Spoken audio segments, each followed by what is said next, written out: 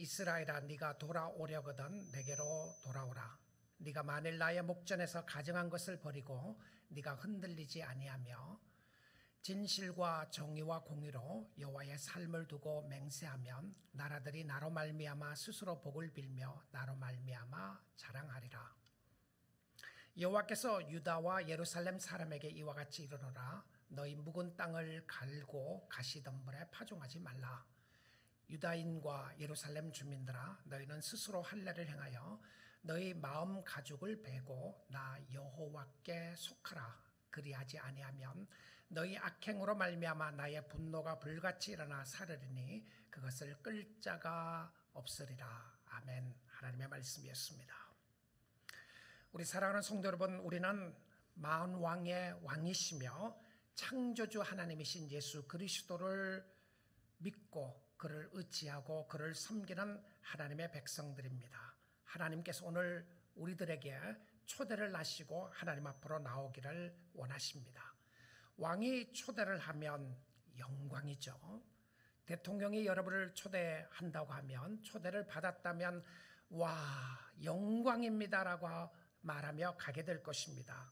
근데 놀랍게도 성경은 40왕의 왕이 초대를 해도 많은 사람들이 가지 않는다는 사실입니다.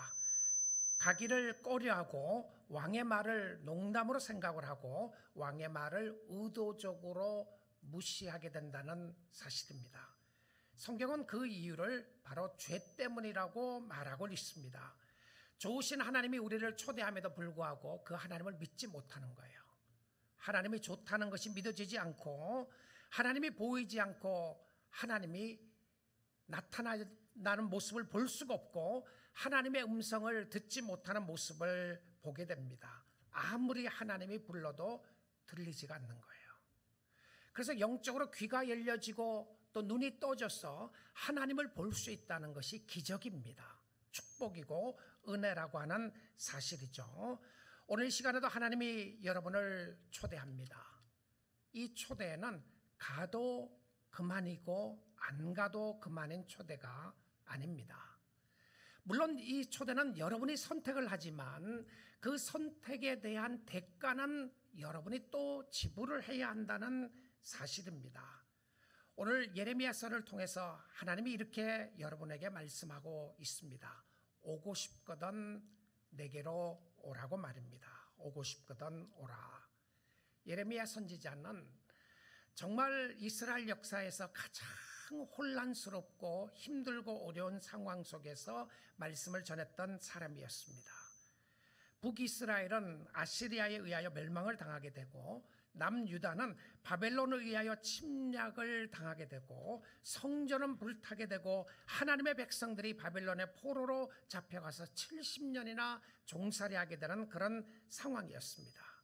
예레미야를 가리켜서 그를 눈물의 선지자라고 이야기를 합니다.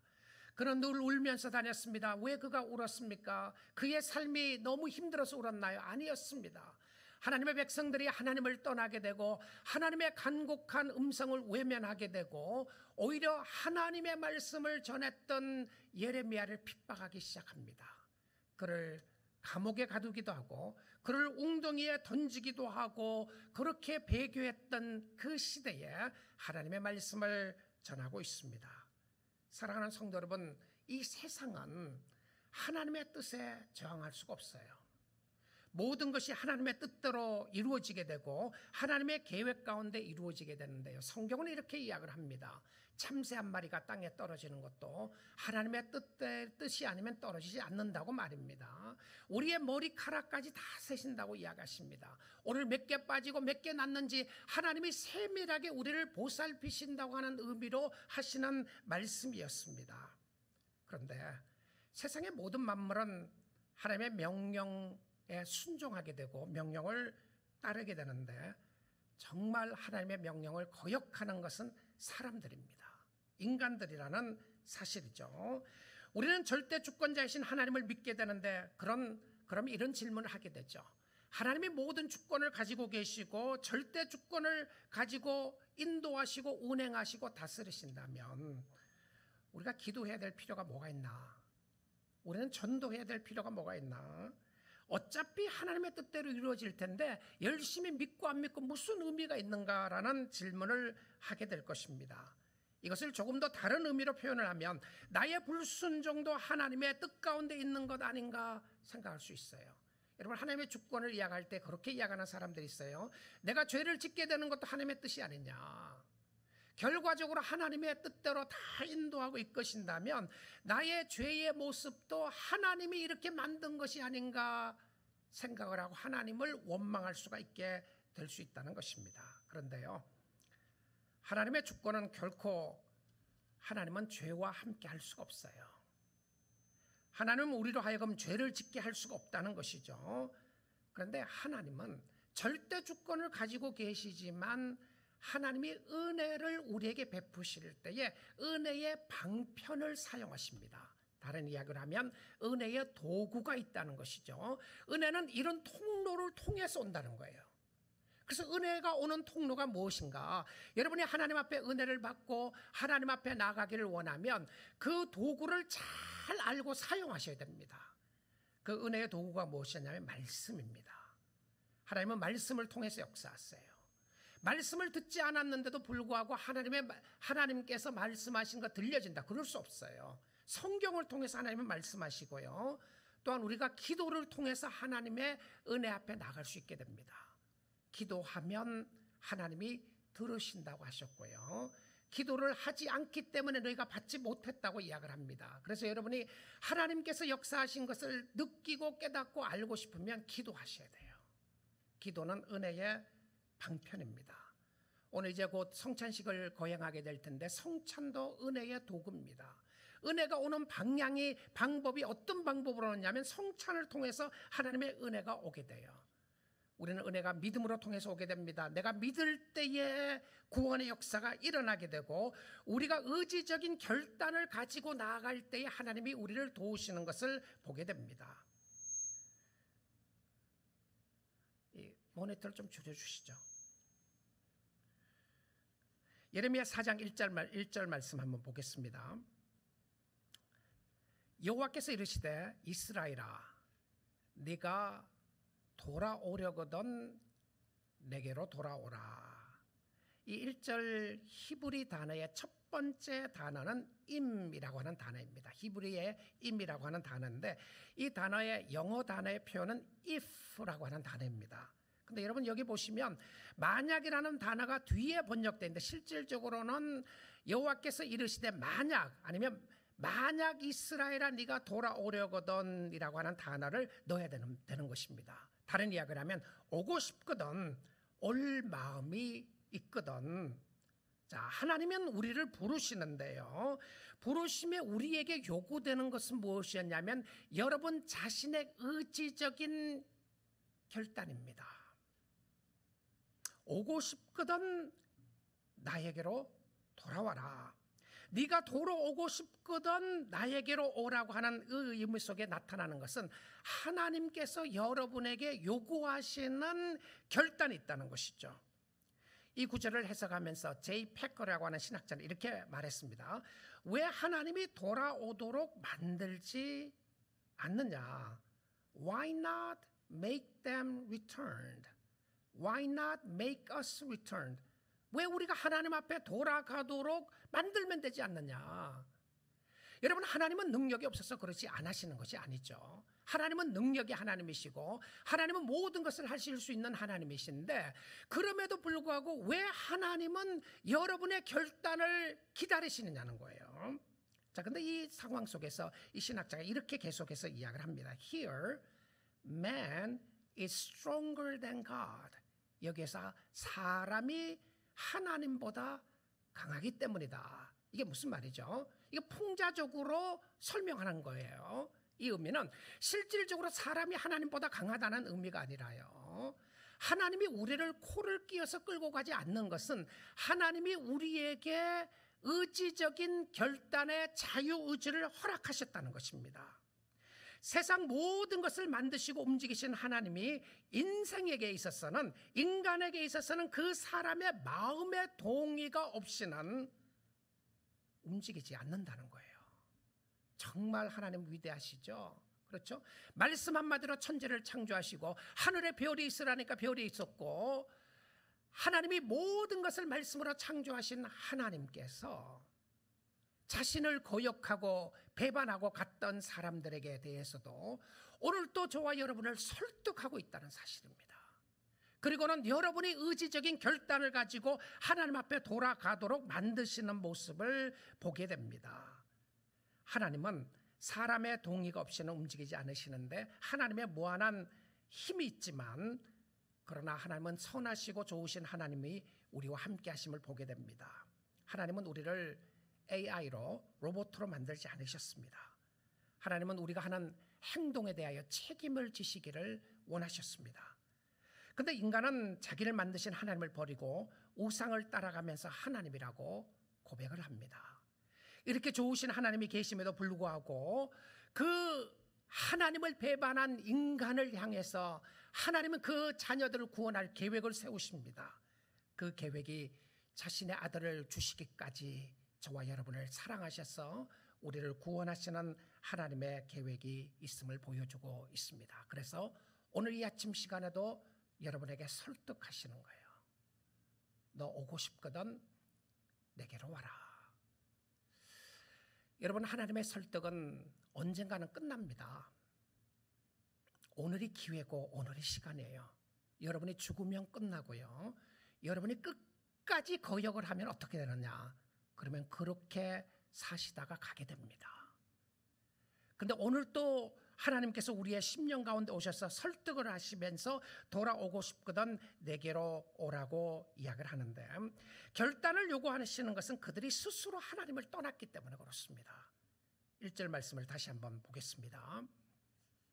여호와께서 이르시되 이스라엘아 네가 돌아오려거든 내게로 돌아오라. If you want to come back, if you want to come, 네가 오고 싶거든 다른 데로 가지 말고, 다른 사람에게 가지 말고, 다른 곳으로 가지 말고 내게로 돌아오라. 네가 만일 나의 목전에서 가증한 것을 버리고 네가 흔들리지 아니하며, 자꾸 마음이 흔들리는 거예요.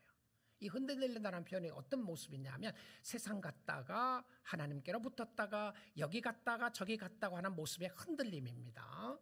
자, 그런데 하나님 앞에 가기 위해서는 해야 될 것이 있는데 무엇이었냐면, 그냥 우리가 가는 게 아니에요. 가는데 무엇을 해야 하느냐 하면, 나의 목전에서 나의 앞에서라고 하는 표현이에요. 하나님 앞에서 가증한 것을 버리라. 여러분 한번 생각해 보세요. 내가 하나님 앞에 가증한 것이 무엇인가? 가지고 있는 것 중에서 가증한 것, 가지고 있는 것을 버려야 되는 거죠. 내가 돈 100불이 없는데 그 100불을 줄 수가 없습니다. 그러면 주님이 이렇게 말씀하시는 거죠. 우리가 가지고 있는 것 중에서 가증한 것이 있다는 거예요. 하나님이 기뻐하지 않는 것이 있는데 가증한 것을 버리라. 자, 첫째는 가증한 것이 무엇인가를 확인해야 되고요. 그 다음에 두 번째는 버릴 마음이 있는가를 확인해야 돼요. 어떤 경우는 우리가 이것은 하나님이 원하지 않는 것이라는 것을 확인함에도 불구하고 버리고 싶지 않아요. 근데 왜 버리고 싶지 않는지를 생각해 보게 되면, 하나님 앞에서는 가증한 것이 나에게는 너무나도 소중한 거기 때문에 못 버립니다. 여러분, 쓰레기는 버릴 수 있지만 버리는 의미가 소중하지 않기 때문에 버리는 거죠. 아무 의미가 없기 때문에 버리지 않는 거죠. 근데 소중한 것은 버릴 수가 없습니다.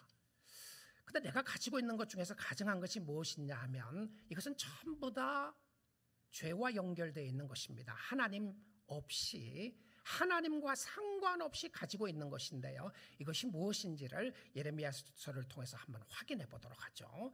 내가 가지고 있는 것이 가증한 것이 무엇인지를 확인하겠습니다. 예레미야 2장 13절인데요.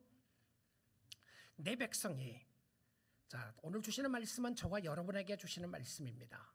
예수 안 믿는 사람들에게 예수 믿으라고 이야기하는 것이 아니고, 교회 다니는 사람들에게 내 백성이라고 칭하고 있는, 성도라고 칭하고 있는 저와 여러분에게 이렇게 말씀하시는 거예요. 내 백성이 두 가지 악을 행하였나니, 두 가지 죄를 지었는데, 첫 번째 죄는 곧 그들이 생수의 근원되는 나를 버린 것과, 생수의 근원은 하나님이에요. 하나님으로부터, 예수 그리스도로부터 생명수를 마셔야 되는데 생수의 근원되는 것을 버리니까 그 결과로 나타나는 두 번째 악이 무엇이었냐면 스스로 웅덩이를 판 것입니다. 여기 강조되는 단어 중에 하나가 스스로라고 하는 표현인데요. 하나님을 버리니까 생수를 얻어야 되잖아요. 근데 생수를 얻기 위해서, 먹고 살기 위해서 자기의 수단과 방법을 가리지 않고 웅덩이를 파는 거예요. 자, 열심히 일한다고 하는 표현입니다. 열심히 뭔가를 찾고 있어요. 찾는 건 좋은데 누구를 위해서? 자신을 위해서 찾는 거예요. 자기만을 위해서. 스스로 웅덩이를 판 것인데 그것은 물을 가두지 못할 터진 웅덩이니라. 무슨 의미죠? 허무한 겁니다. 열심히 수고하고 노력을 했는데요, 우물은 팠어요. 그런데 생수를 넣을 수가 없습니다. 다 뚫린 웅덩이에요. 우물을 파게 된 것들을 이야기를 합니다. 우리 사랑하는 성도 여러분, 하나님 없이 열심히 살아가시나요?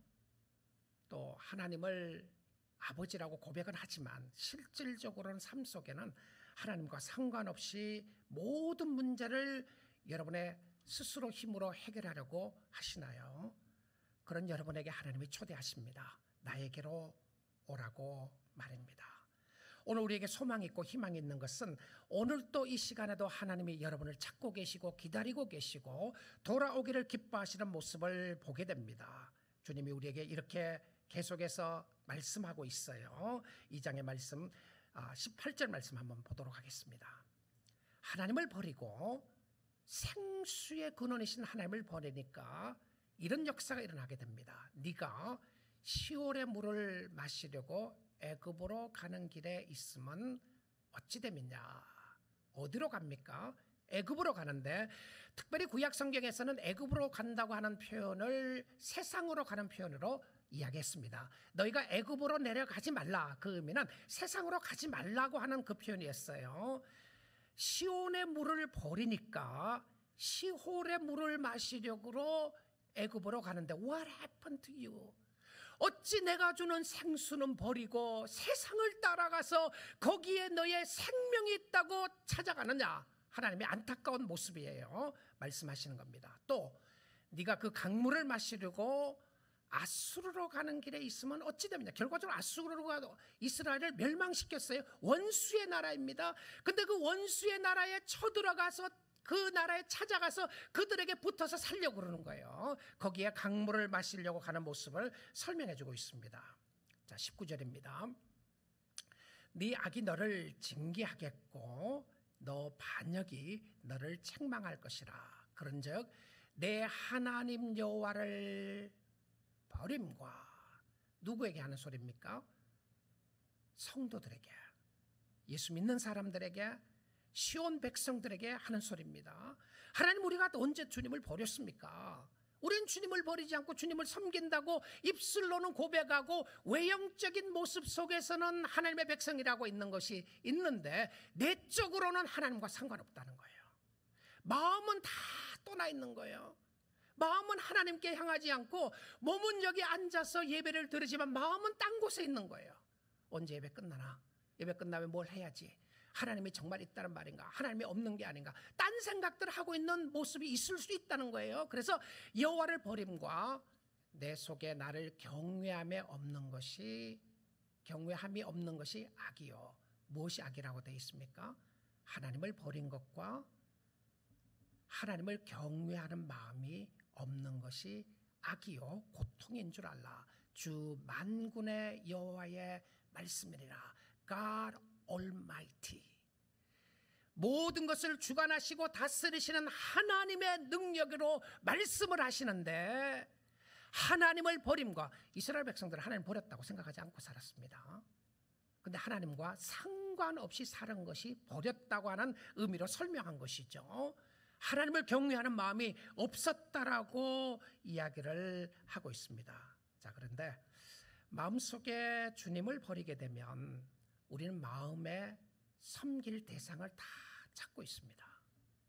여러분이 원하든 원치 않든, 여러분이 의도적이든 아니든 우리는 마음에 사모하는 대상을 늘 주게 돼요. 그 섬길 대상이 물질일 때가 있고요, 그 섬길 대상이 가정일 때가 있고, 그 섬길 대상이 성공일 때가 있고, 그 섬길 대상이 자신일 수가 있습니다. 많은 경우에 자기 자신의 경우가 많이 있는 것이죠. 자, 이런 하나님의 백성들이라고 하는 사람들을 향해서 예레미야 2장 27절에 이렇게 이야기를 합니다. 그들이 나무를 향하여 너는 나의 아버지라 하며, 이게 말이 되는 소리인가요? 우상이죠. 말 못하는 우상의 표현을 나무로 이야기를 했어요. 우상을 향하여 You are my father. 정말 사람은요 어리석습니다. 하나님을 떠나면 자기 마음대로 자기가 원하는 대로 살아갈 수밖에 없는 것이 인간의 모습으로 설명해주고 있어요. 나무를 향하여 너는 나의 아버지라고 하며 돌을 향하여 너는 나를 낳았다 하고, 이 풍자적인 표현이에요. 어떻게 돌덩어리를 보면서 너가 나를 낳았다고 이야기를 해요? 우상이죠. 우상을 나무로 만들든지 아니면 돌로 만들었다고 하는 우상을 향해서 고백했다고 하는 표현을 이렇게 한 것입니다. 근데 그 의미가 무엇인지를 한번 잘 보십시오. 자, 나무를 향하여 돌을 향하여 우상을 섬기면서 너가 하나님이라고 고백을 하고 아버지라고 고백하는 이유가 무엇인지를 한번 보세요. 그들의 등을 내게로 돌리고 하나님 앞에 등 보여주는 겁니다. 그들의 얼굴은 내게로 향하지 아니하다가 등을 보여주고 얼굴을 하나님 앞에 안 보여주는 거예요. 그러다가 그들이 환난을 당할 때는 이르기를 일어나 우리를 구원하소서 하리라. 정말 인간의 연약한 모습을 설명해 주고 있습니다. 우리 사랑하는 성도 여러분, 여러분의 삶 가운데 당하고 있는 여러 가지 힘들고 어려운 상황 속에서요, 하나님 앞에 등 보이지 말고 얼굴 보여주십시오. 눈을 주님께 돌려 찬란한 하나님의 영광을 보라. 하나님 바라보세요. 예배를 드리고 하나님 앞에 나간다고 하는 것은요, 얼굴을 하나님께 보여주는 겁니다. 하나님, 내가 여기 있습니다. 내가 주님 앞에 나왔습니다. 주님, 나를 받아주시기 원합니다. 얼굴 보여주시면 하나님이 기뻐하는 모습을 보여주고 있어요. 자, 하나님은 우리에게 무엇을 요구하시는지 보도록 하겠습니다. 예레미야 4장 3절 말씀입니다. 여호와께서 유다와 예루살렘 사람에게 이와 같이 이르노라. 너희 묵은 땅을 갈고 가시덤불에 파종하지 말라. 두 가지를 요구하세요. 첫째는요, 묵은 땅을 갈 것을 이야기하고, 두 번째는 가시덤불에 파종하지 말라, 이렇게 이야기를 하고 있습니다. 이 묵은 땅이라고 하는 것은 오래된 땅을 이야기하는 것이고 딱딱한 땅을 이야기합니다. 이 땅에 씨앗을 뿌리려면 먼저 땅을 갈아서 엎어야 하는데, 이 부분에 가시와 엉겅퀴를 드러내고 땅을 가는 작업을 먼저 해야 되는 모습을 설명해 주고 있어요. 찰스 스펄전 목사님은 이 말씀을 강해하면서 이렇게 이야기를 하셨습니다. 우리 자신의 마음을 경작하지 않으면, 그러니까 이 땅을 갈라고 하는, 묵은 땅을 갈으라고 하는 것은 우리 마음을 이야기하는 거예요. 마음을 기경하라, 마음을 갈아엎으라, 이런 표현인데요. 만약에 자신이 마음을 경작하지 않으면 사단이 대신 경작할 것이다. 그러니까 내 마음이 딱딱해지고 굳어지게 되면 그대로 있는 것이 아니라 이 딱딱한 마음에 씨앗이 잘 들어갈 수 있는 사단이 와서 우리를 경작해서 마음에 뿌린다는 거죠. 열매를 뿌린다는 것이죠. 그렇게 되면, 사단이 그렇게 하면 하나님께 가져갈 열매는 하나도 없고 사단이 오히려 당신의 마음에 있는 열매를 다 가져가게 될 것이다. 여러분 아셨습니까? 사단도 여러분의 마음속에 씨앗을 뿌리고 있다는 것을요. 그리고 다 열매를 거두게 될 텐데, 사단의 농사는 풍년이 될 것이다. 어떤 열매를 이야기하죠? 미움, 시기, 질투, 분노, 절망, 의심, 다툼, 악의 열매가 가득하게 될 것이다. 여러분, 사단은 끊임없이 여러분에게 믿지 못하도록 만들 겁니다. 의심하게 만들 것이고요, 화나게 만들 것이고, 사단은 여러분의 마음속에, 딱딱한 마음속에 하나님이 경작하도록 내버려 두지 않으면 우리의 마음속에는 가시와 엉겅퀴가 나게 돼 있고요, 사단의 열매가 가득 맺혀질 수밖에 없는 모습을 설명해 주고 있어요. 자, 우리의 마음에 말씀의 씨앗이 뿌려져서 열매를 맺으려면 우리의 마음밭을 잘 갈알고 기경을 해야 되는데, 딱딱한 마음에는 말씀의 씨앗을 뿌리더라도 뿌리를 내릴 수가 없어요. 마음을 기경한다는 의미는 죄를 드러내는 회개를 이야기하는데요. 호세아서 10장 12절부터 13절 말씀을 한번 보도록 하겠습니다. 너희는 자기를 위하여 자신을 위하여 공의를 심고 인애를 거두라. 그러니까 하나님의 공의를 심으면 하나님의 사랑을 거두게 된다는 것이죠. 그 다음 보십시오. 너희 묵은 땅을 기경하라. 자기 마음에 관한 부분입니다. 마음을 기경하라. 지금이 곧 여호와를 찾을 때니. 자, 마음을 기경한다고 하는 의미가 무엇인지를 설명을 하면서 그것은 하나님을 찾는 것입니다. 하나님을 찾는 것이 마음을 기경하는 거예요. 마음을 경작하게 만드는 것입니다. 여러분이 하나님을 찾고 있는 한 여러분의 마음은 부드러워집니다. 근데 기도하며 찬양하며 말씀드리며 하나님을 찾지 않으면 마음이 계속해서 굳어지게 되고, 굳어지게 되면 하나님을 찾지 않게 되는 것이죠. 지금이 곧 여호와를 찾을 때니 마침내 여호와께서 오사 공의를 빛처럼 너희에게 내리시리라. 하나님의 사랑과 하나님의 은혜와 하나님의 축복을 정말 소낙비와 같이 쏟아부어 주실 것을 약속하셨는데, 그것은 어떤 상황 속에서요? 하나님을 찾는 겁니다. 하나님, 내가 주님을 의지하고 주님을 찾고 주께 나가기를 원합니다. 주님 앞에 나가는 모습으로 설명하고 있음을 보여주고 있습니다. 13절 한번 볼게요. 너희는 악을 밭가라 죄를 거두고 거짓 열매를 맺었나니. 아까 스펄전 목사님이 하신 말씀이 연결이 되죠. 우리가 언제 악을 밭갈았어요? 저절로 줬잖아요. 근데 사단이 그렇게 한 거예요. 악을 밭갈아서 거두었던 것이 무엇이냐면 거짓 열매라고 이야기하고 있습니다. 이는 네가 내 길과 내 용사의 많음을 의뢰하였습니다.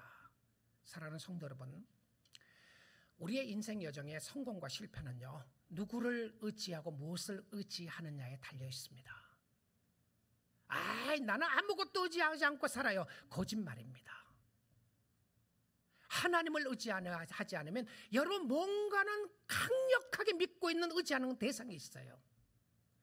그것이 사람일 수도 있고요, 그것이 다른 것일 수도 있어요. 그런데 오늘 이 본문 말씀 읽었던 말씀에 보게 되면 13절 다시 한번 띄워주세요. 읽었던 말씀에 보게 되면 너희는 악을 밭가라 죄를 거두고 거짓 열매를 먹었나니 이는 네가 내 길과 무엇을 의지했습니까? 자기의 길이에요. 나는 잘 가고 있다고 생각하는 겁니다. 나는 잘 살고 있고, 나는 하나님 없이도 봐라 잘 살고 있지 않느냐, 하나님이 뭐가 필요하냐, 누구의 길을 의지하는 거예요? 자신의 생각과 자신의 방향과 자신의 가는 것을 의지합니다. 자, 그 다음에 자기의 길과 내 용사의 많음을 의뢰했다. 내 용사의 많음이 무엇이냐면 전쟁터에서 하는 군사의 모습이죠. 그러니까 군인이 많은 거예요. 이게 다른 의미로 하면 힘을 의지하는 겁니다. 힘을요. 나는 힘이 있다는 거예요. 나는 모든 것을 가지고 있고 하나님 없이도 살 수 있고, 하나님은 필요할 때 찾으면 되는 것이고, 내가 힘이 있고 육신의 힘이 있고 내가 물질의 힘이 있고 내가 재능이 있고 능력이 있으니까 하나님 의지할 필요가 없다는 거예요. 자, 내 용사의 많음을 의뢰하였음이니라. 여러분, 주님 의지하지 않으면 세상 의지하게 돼 있고요, 정말 세상 의지 않고 주님을 온전히 따라가게 되면 나의 의지하는 트러스트하는 신뢰하는 대상이 바뀌어지게 됩니다. 바뀌어지게 돼요. 자, 땅을 기경하는 것으로 끝나지 않고 그 다음은 가시덤불에 파종하지 말려고 이야기합니다. 가시덤불에, 우리의 마음속의 모습이죠. 가시덤불에 뿌려진 씨앗에 대하여 예수님의 씨 뿌리는 비유에서 이렇게 가시덤불이 무엇인지를 설명합니다. 여기에 씨앗을 뿌리게 되면 농사를 하나도 열매를 거두지 못합니다. 씨앗은 뿌리는 수고냈는데 열매가 하나도 없어요. 그래서 여러분의 삶 속에 내가 내 마음 상태가 어떤 마음으로 주님을 섬기고 있고 나에게는 열매가 있으며 어떤 열매가 있는지를 확인해 볼 수 있는 것이 있는데요, 가시덤불에 뿌리는 모습을 이렇게 이야기를 했어요. 예수님의 설명 속에서 마태복음 13장 22절에 이렇게 이야기를 합니다. 가시떨기에 뿌려졌다는 것은 가시덤불이죠. 가시덤불에 뿌려졌다는 것은 말씀을 들으나 두 가지 이유가 있습니다. 세상의 염려와 재물의 유혹에 말씀이 막혀 결심하지 못하는 자요. 자, 두 가지가 나오는데 첫째는 세상의 염려입니다. 우리가 하나님을 믿고 주님을 섬긴다고 이야기를 하면서도 끊임없이 우리의 마음을 공격해 오는 것이 무엇이 아니면 세상의 염려입니다. 마음이 나누어지는 것이죠. 불안해요. 안 될 것 같아요.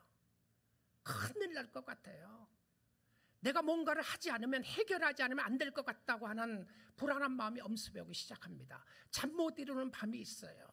하나님을 찾지 못하는, 하나님으로부터 멀어지게 하는 세상의 염려들로 가득 차 있어요. 내가 어떻게 살아갈 거냐, 페이먼트를 어떻게 할 거냐, 앞으로는 어떤 일이 날 것인가, 내가 이러다가 죽는 것이 아닌가, 세상의 여러 가지 염려가 우리의 마음을 꽉 싸매고 있는 거예요. 그 다음에 두 번째로 가시덤불의 모습을 설명한 것이 재물의 유혹입니다. 물질에 대한 유혹은 끊임없이요. 예수님 당시에도 그렇고 천지가 창조되고 난 이후부터 끊임없는 유혹 중에 하나가 물질의 유혹이에요. 물질의 유혹에 말씀이 막혀 결실하지 못하는 자라고 이야기를 하고 있습니다. 물질이 우리를 질식하게 만듭니다. 영혼이 자라지 못하도록 초킹하는 거죠. 우리의 가슴을 조이게 하고 우리의 목을 조이게 해서 하나님 앞에 나가지 못하도록 하는 역사들이 무엇 때문에 그렇다고요? 세상의 염려와 재물의 유혹이라고 이야기를 합니다. 헛 농사를 짓는 겁니다. 터진 웅덩이에 물을 붓는 것과 같은 모습이었던 것이죠.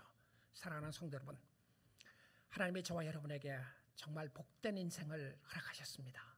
어떻게 하면 주를 위하여 살고 어떻게 하면 이 땅에서 잘 살 수 있는지를 보여주고 있으면서 여러분에게 오늘 이 시간 여러분을 초대하십니다. 오고 싶거든 내게로 와라. 하나님이 여러분을 끌고 가지 아니하시고 오늘 또 이 아침 시간에 여러분을 설득하시는 것이 하나님의 은혜의 기다림입니다. 여러분, 하나님의 앞에 나가는 모든 사람들은 내가 두 손 들고 항복하고 갈 때도 천부여 의지 없어서 손 들고 갑니다라고 고백하는 것도 여러분의 입술로 고백하며 헌신하고 나가기를 하나님이 기다리고 계시는 거예요. 때론 여러분이 돌아오지 않으려고 하니까 환난을 통해서 여러분을 인도하시기도 하고 때론 광야의 길로 가게도 하시면서 그것은 여러분을 미워해서가 아니라 싫어해서가 아니라 여러분을 하나님 없이는 살 수 없다는 것을 깨닫게 하기 위해서 그렇게 하시는 겁니다. 마음에 절망이 있으시나요? 마음에 낙심되시나요? 마음에 너무 우울하고 힘드시나요? 그것은 하나님을 전심으로 찾으라는 사인입니다. 주님 때문에 기쁘시고 주님 때문에 감사하시고 주님 때문에 찬양하시나요? 그것은 하나님이 여러분에게 주신 축복 중에 하나입니다. 놀라운 축복이었어요. 그런데 하나님 앞에 돌아간다고 하는 것은 이런 의미가 포함되어 있습니다. 예레미야 본문 4장 4절 한번 볼게요. 유다인과 예루살렘 주민들아, 하나님의 백성들에게 다시 간곡하게 이야기를 합니다. 주민들아, 너희는 스스로 할례를 행하여 너희 마음 가죽을 베고 나 여호와께 속하라. 그리하지 아니하면. 자, 예레미야 4장에서는요 경고의 메시지입니다. 오고 싶거든 오라고 해놔놓고는요 실질적으로 안 가면 너 죽어 이겁니다. 너 나에게 안 와, 넌 죽을 거야. 이거는 여러분이 겁주려고 하는 것이 아니고요 성경의 진리를 선포하는 것입니다. 보십시오.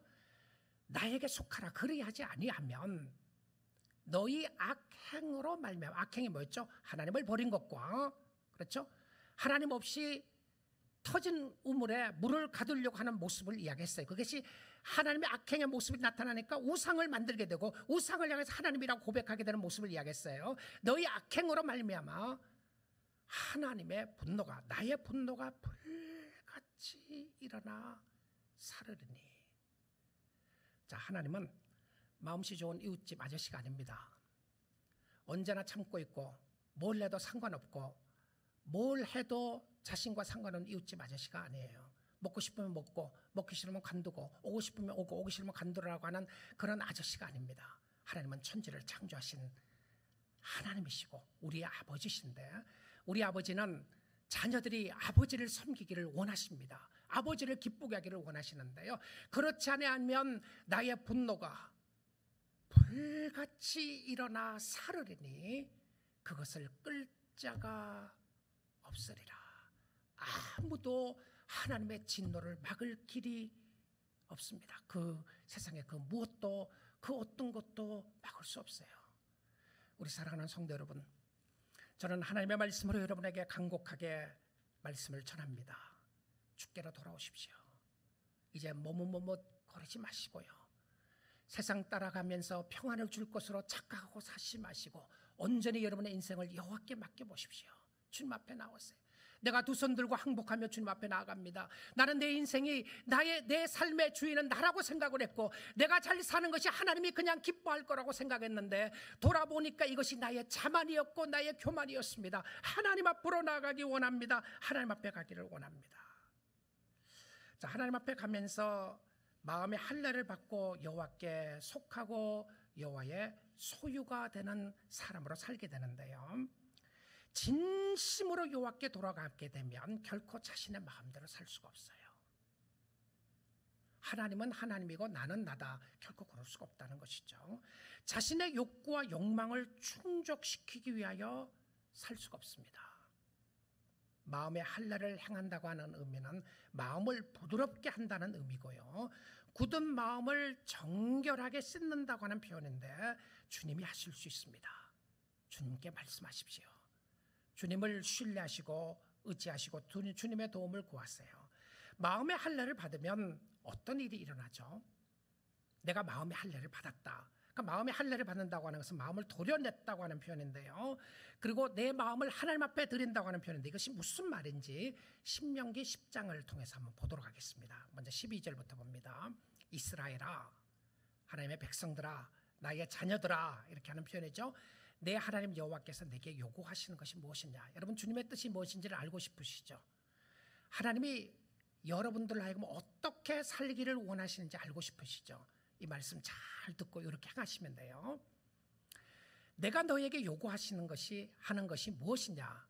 하나님이 자녀들에게 요구하시는 것이 곧 내 하나님 여호와를 경외하여 그의 모든 도를 행하고 그를 사랑하여 마음을 다하고 뜻을 다하여 내 하나님 여호와를 섬기고. 자, 이걸 보시면 경외하고, 그렇죠? 경외하고 사랑하고 그 다음에 섬기는 겁니다. 여러분, 단어를 알고 싶으면 세 단어를 기억하세요. 경외하고 사랑하고 섬긴다. 경외한다고 하는 표현 속에 하나님을 경외하는 것이고요, 사랑한다는 표현 속에는 말씀을 지키는 것이고, 여호와를 섬긴다고 하는 것은 마음을 다하는 의미를 설명을 했어요. 내가 어떻게 살면 주님의 뜻에 합한 삶을 살 수 있겠습니까? 이 세 가지를 보시면 돼요. 자, 계속해서 보겠습니다. 13절인데요. 네가 오늘 내 행복을 위하여 내게 명하는 여호와의 명령과 규례를 지킬 것이 아니냐. 누구의 행복입니까? 자신의 행복이에요. 여러분, 하나님의 뜻대로 사는 것은 나의 행복입니다. 나의 행복을 위해서 주님 뜻대로 사는데 나는 늘 불행하다, 그럴 수 없어요. 오늘 너의 행복을 위하여 명령을 지켜 말씀대로 행하고 살라고 되어 있습니다. 여러분, 주님 뜻대로 살면 행복합니다. 자신이 행복해요. 기뻐요. 감사하고요. 찬양이 쏟아져 나옵니다. 14절이에요. 하늘과 모든 하늘의 하늘과 하늘을 제일 높은 곳으로 표현하죠. 근데 그 위에 더 높은 곳이 있다면 하늘의 하늘입니다. 그렇게 표현한 거예요. 하늘의 하늘과 땅과 그 위에 만물은 본래 내 하나님 여호와께 속한 것이로다. 자, 우리가 가지 않았을 때에 책임을 져야 되는 것이 왜 그러냐면, 우리는 하나님을 예배하고 하나님을 섬기도록 부르심을 받았는데 그 하나님을 버린 거예요. 그래서 원래 우리는 하나님께 속해 있는데 우상에게 속하도록 우리가 떠난 겁니다. 하나님을 떠난 것이죠. 15절 볼게요. 여호와께서 오직 내 조상들을 기뻐하시고 그들을 사랑하사. 정말 하나님이 좋으시고 놀라우신 하나님이십니다. 여러분, 왜 하나님의 자녀가 됐는지 아십니까? 하나님이 여러분을 너무너무 사랑하신 거예요. 하나님을 사랑하고 그들의 후손의 너희를 만민 중에서 택하심이 오늘과 같으니라. 여러분을 하나님의 자녀 삼아주시고 여기서 예배하게 하시고 하나님을 섬기도록 인도하신 축복을 이야기를 하고 있는데, 16절 보겠습니다. 그러므로 너희는 무엇을 하라고요? 마음의 할례를 행하고, 마음의 할례가 마음을 도려내는 것이고 하나님께 나가는 것이라고 그랬죠. 마음의 할례를 행하고 다시는 목을 곧게 하지 말라. 이 목을 곧게 한다고 하는 표현은 교만하다고 하는 표현입니다. 교만하다고 하는 표현은 하나님 없이 살 수 있다고 하는 표현이에요. 그러니까 마음의 할례를 행하게 되면 목이 부드러워져요. 겸손하게 된다는 것이죠. 그래서 마음의 할례를 행하고 목을 곧게 하지 말라. 이렇게 좋으신 하나님이 오늘 시간에 저와 여러분을 다시 초대합니다. Come unto me. 나에게로 와라. 다른 데 가지 말고 너 명예, 물질, 세상, 쾌락, 자녀들, 부부들, 모든 것이 너가 좋다고 생각했던 것, 그 모든 것들 위에 너가 신뢰해야 할 것은 바로 나라고 이야기를 하시는 겁니다. 사랑하는 성도 여러분, 오늘 이 시간 이제는 저와 여러분이 결단해야 할 시간입니다. 하나님이 결코 코를 끼워서 끌고 가지 않는 것은 우리로 하여금 책임지게 하시고 우리로 하여금 스스로 결단하기를 원하시고 가는 모습을 보여주고 있는데, 세상 등지고 십자가를 지고 주를 따라가야 합니다. 죽게 나가는 길이 생명의 길이고 하나님의 인자와 긍휼하심은 지금입니다. 오늘 풍성하게 나타나고 있고 하나님이 오늘 여러분을 찾고 있어요. 마지막으로 예레미야 애가의 말씀을 통해서 하나님 앞에 나아갈 때 어떤 모습이 있는지를 한번 보겠습니다. 같은 예레미야 선지자예요. 예레미야 애가는 라멘테이션이라고 했어요. 예레미야가 눈물을 흘리며 정말 슬픔의 장송곡처럼 슬픈 노래를 부른 것이 예레미야 애가입니다. 근데 이 예레미야 애가가 슬픈 것으로 끝나는 것이 아니라요, 그 속에 하나님의 무한하신 은혜와 사랑을 이야기하고 있어요. 보십시오. 여호와의 인자와 긍휼이 무궁하심으로, 인자는 헤세드라고 하는 사랑이죠. 사랑과 긍휼하심이 무궁하심으로 우리가 진멸되지 아니함이니이다. 하나님의 사랑 때문에 멸망하지 않고 오늘도 주님 앞에 나가는 모습을 설명해 주고 있어요. 23절입니다. 이것들이 아침마다 새로우니 주의 성실하심이 크시도소이다. 정말 주님, 아침마다 나에게 임하시는 하나님의 신실하심이 얼마나 크신지요. 24절입니다. 내 심령에 이르기를 여호와는 나의 기업이시니 그러므로 내가 그를 바라리라 하도다. 바란다고 하는 것이 기다린다는 표현입니다. 내가 하나님을 기다립니다. 하나님은 누구를 영접하고 사랑한지 압니까? 하나님 기다리는 사람이에요. 하나님 바라보는 사람이고, 하나님, 내가 주님을 오늘도 기다립니다. 내가 주님 앞에 나아갑니다. 사슴이 시냇물을 찾기에 갈급함 같이 내 영혼이 주님을 찾기에 갈급하나이다. 하나님을 찾고 있는 사람들에게 소망이 있습니다. 하나님을 찾고 있는 사람들에게 행복이 있고, 하나님을 찾는 사람들에게 하나님이 주시는 은혜와 축복이 있어요. 여호와가 기업이시기 때문에 내가 그를 바라는도다. 25절입니다. 기다리는 자들에게나 구하는 영혼들에게 여호와는 선하시도다. 여호와가 누구에게 좋으신 하나님이시라고요? 여호와를 기다리거나 여호와를 구하는 사람들입니다. 누굽니까? 여호와 찾는 사람이에요. 하나님, 내가 주님을 찾습니다. 내가 오늘도 주님을 기다립니다. 내가 오늘도 주님을 사모합니다. 그 백성들에게 하나님은 좋으신 하나님이에요. 여러분, 좋으신 하나님은 그냥 우리가 부를 수 있는 찬양으로 끝나는 것이 아니라, 하나님은 누구에게 좋으신 하나님이시냐 하면 하나님을 기다리는 백성들에게 하나님은 좋으신 하나님이에요. 오늘도 주님 사모하세요. 절망하시고 낙심하시나요? 일어설 수 있습니다. 다시 일어날 수 있어요. 여러분 마음속에 마음이 공허하시고 답답하신가요? 주님이 채울 수 있습니다. 주님이 채우셔야만 하는 공간이 있어요. 오늘도 주님 앞에 나갈 수 있는 은혜와 축복을 보여주고 있는 모습을 보여줍니다. 26절 마지막 절입니다. 사람이 여호와의 구원을 바라고 잠잠히 기다림이 좋도다. 예레미야 애가 속에 나타나는 하나님의 약속의 말씀이었어요. 오늘도 하나님의 구원을 바라보고 잠잠히 기다림이 좋도다. 하나님의 사랑이 풍성하고 무한하십니다. 우리 사랑하는 뉴라이프 성도 여러분, 이렇게 좋으신 하나님이 지금 오늘 이 시간 말씀을 듣고 있는 저와 여러분을 초대하십니다. 나에게로 오라고 말입니다. 하나님이 여러분의 딱딱한 마음을 부수시고 하나님을 신뢰하도록 도우시고 우리가 돌아가야 할 곳은 여호와 하나님의 품 안입니다.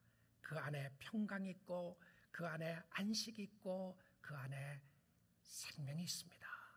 시간도 웨이스트 하시지 마시고요.